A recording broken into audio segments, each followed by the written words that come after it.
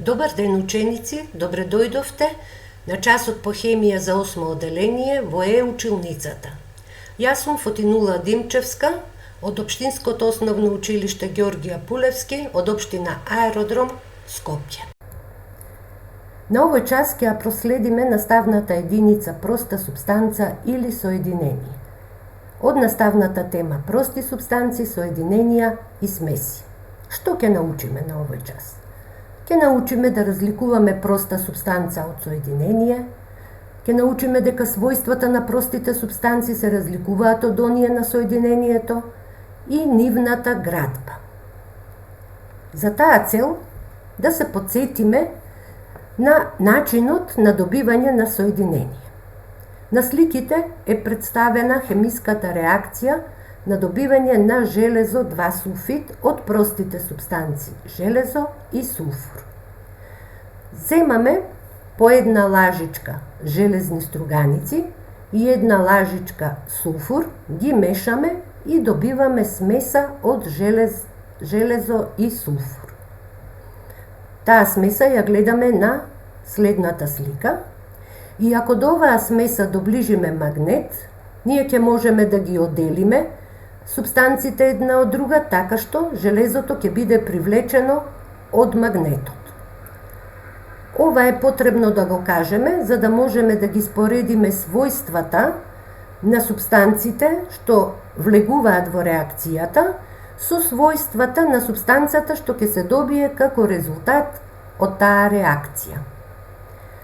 Откако сме ги измешале железото и сулфурот, ги ставаме во епрувета и епруветата ја загреваме и веднаш што се покажат првите знаци дека реакцијата почнува, го прекинуваме загревањето, реакцијата завршува и како резултат на таа реакција добиваме супстанца со сосема поинакви својства од железото и сулфурот, а тоа е соединението железо 2 сулфид.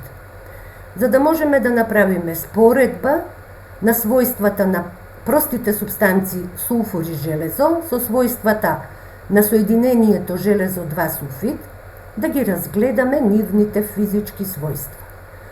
Простата супстанца сулфур е неметал во цврста агрегатна состојба со жолта боја во вид на прав. Простата супстанца железо е метал со сребрено-бела боја во цврста агрегатна состојба, има висок метален сјај, магнетот може да го привлече. За разлика од овие супстанци, соединението, што е продукт на оваа хемиска реакција, има темно кафеава до темно сива боја во цврста агрегатна состојба и кога доближуваме магнет до него, не се случува ништо.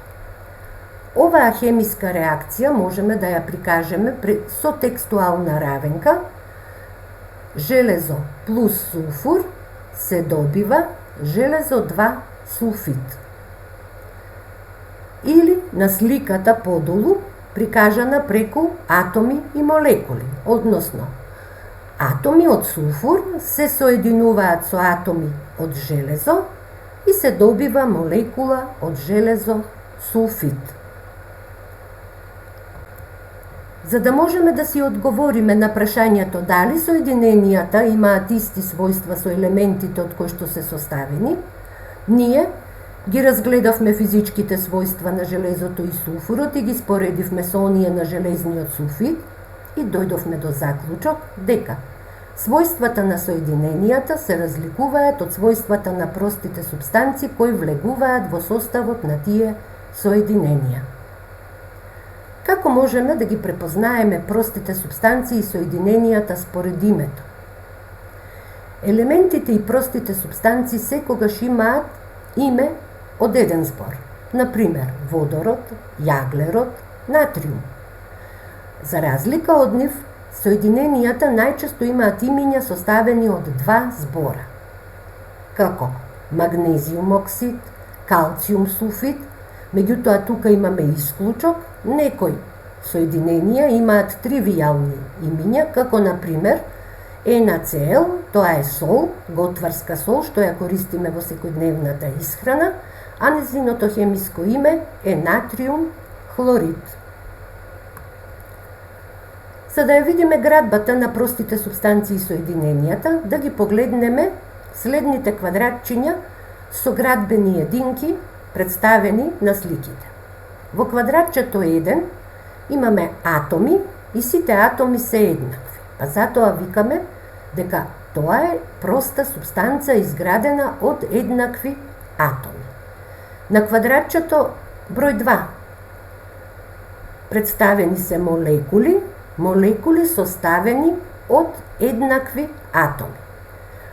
И оваа супстанца представува проста субстанца, меѓутоа оваа проста субстанца е изградена од молекули составени од еднакви атоми. Квадратчињата со реден број 3 и 4. Во нив се представени молекули.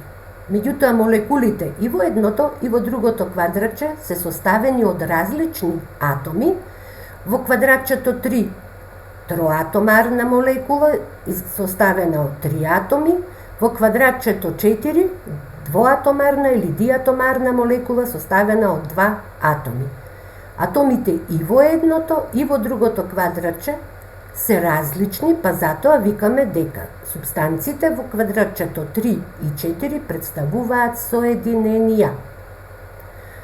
Во квадратчето 5 имаме молекули составени од еднакви атоми и еднакви атоми. Па затоа викаме дека ова представува смеса од две прости субстанции.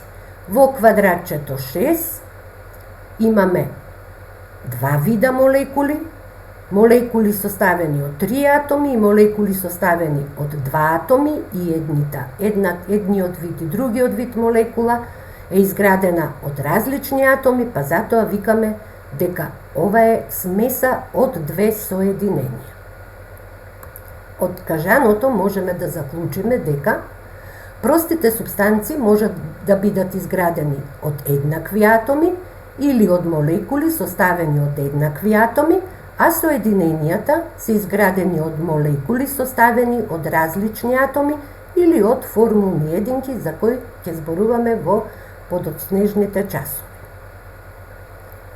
За дома, една мала вежба, имате субстанции, имиња на субстанции, ваша задача ќе биде да ги класифицирате како прости субстанции, соединенија или смеси.